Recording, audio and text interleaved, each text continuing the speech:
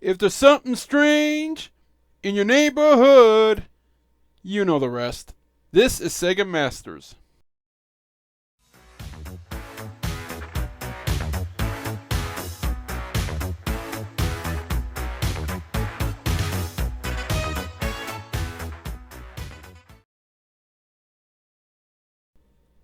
That's right, everyone. For our quarter-century episode, we have Ghostbusters, the second movie-based game that graced the Master System. But unlike the previously reviewed Rambo game, this card is actually a port from the computer world. And interestingly enough, it starts off with a bouncing ball sing-along of Ray Parker Jr.'s iconic theme song, though the rendition is pretty off-key. Word of warning, it's the only background tune used throughout the game, so you will be hearing it a lot during this video.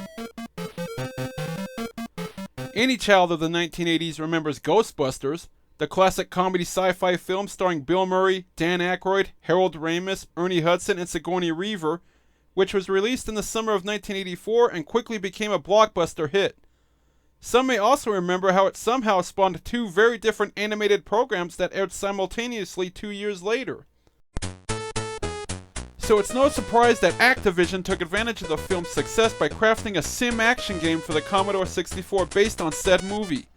Created by programming legend David Crane, Ghostbusters is one of those games that stitches a few minigame segments together to try and create one whole experience. The truth is, the game actually started out as an unrelated game known as Car Wars until Activision was able to snag the license for the film and work it in. In any case, the game was later ported to other computer platforms before making its way into the console realm. Ghostbusters! Perhaps looking for another big name for the Master System library, Sega was able to publish a conversion for their console courtesy of Compile. Yes, that Compile. The same company mostly known for cool shooters like Xanac, The Guardian Legend, and Blazing Lasers. The company did quite a bit of work for Sega in the early days of the Master System and the Genesis, so we'll be seeing that name pop up quite a bit as we progress through the SMS catalog. As a side note, Activision would publish a version on the NES a year later that was developed by Bits Laboratories, making Ghostbusters one of the few titles to appear on both 8-bit consoles in the States during the late 1980s. And as you can see, it looks quite ugly and plays even worse and is thus not well liked. So let's see how Sega's version fares. The game casts you as the proud owner of a new Ghostbusters franchise out to clear out all the ectoplasmic invaders infesting the city, and eventually save the world. When you first start out, you're given a loan from the bank to purchase your ghostbusting equipment, starting with your vehicle. 4 different models are available, each with their different attributes, including the trademark Ecto-1 hearse.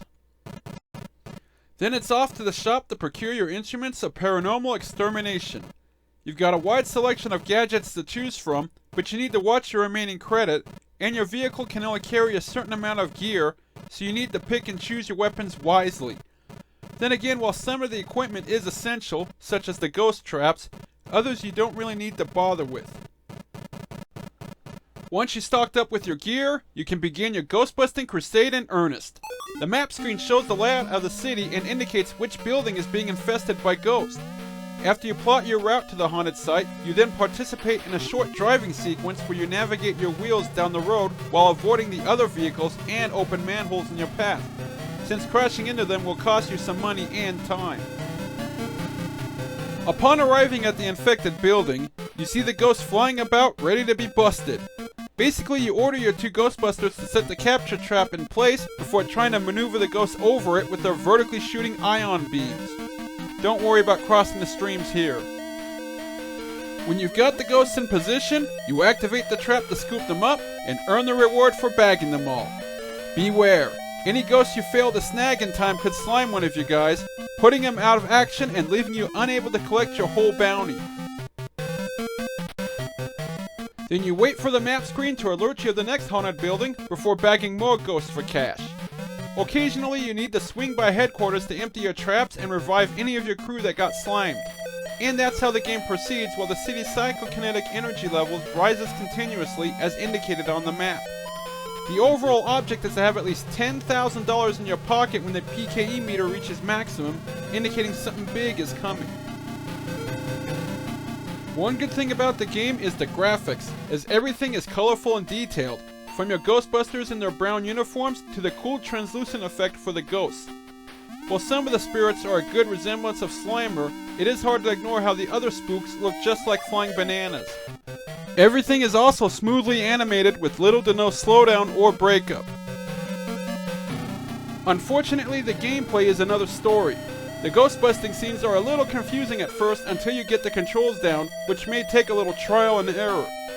Incidentally, your crew are pretty much generic clones who aren't identified by name and don't have any real personality traits. But don't let that stop you from pretending they're Peter, Ray, and Egon anyway. They're all Caucasian though, so sadly Winston isn't represented.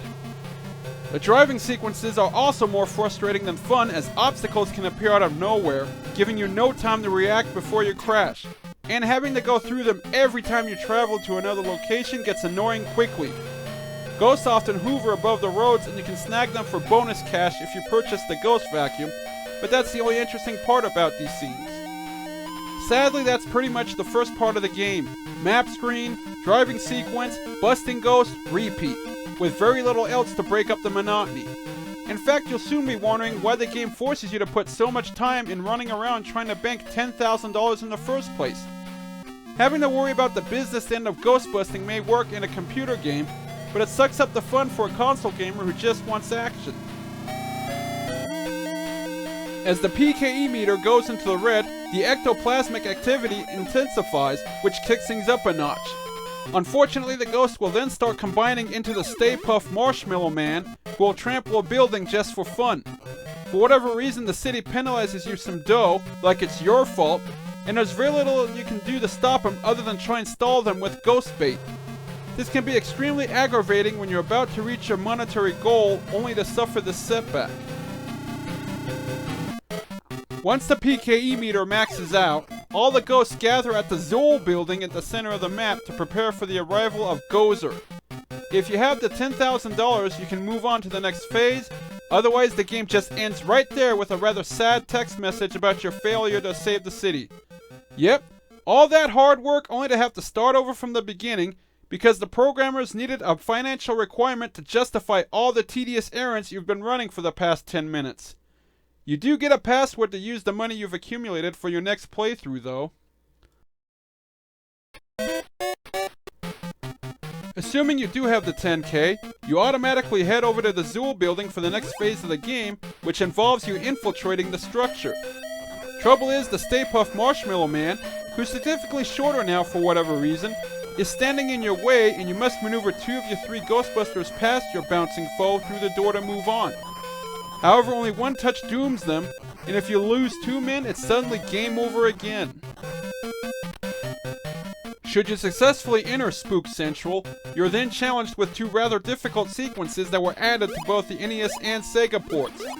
First, you have to lead your squad up the stairs one at a time to reach the rooftop, while fighting off the ghosts pestering you.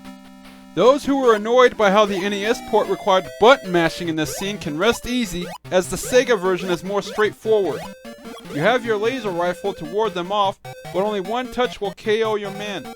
You then try to get your next man to the top, but losing all 3 of your guys will also instantly end your mission. Once you get one of your men through the door at the top of the stairs, you'll confront Gozer in the final showdown, which simply has you trying to dodge the energy bolts and fireballs being thrown at you while you shoot your ion beam back at him.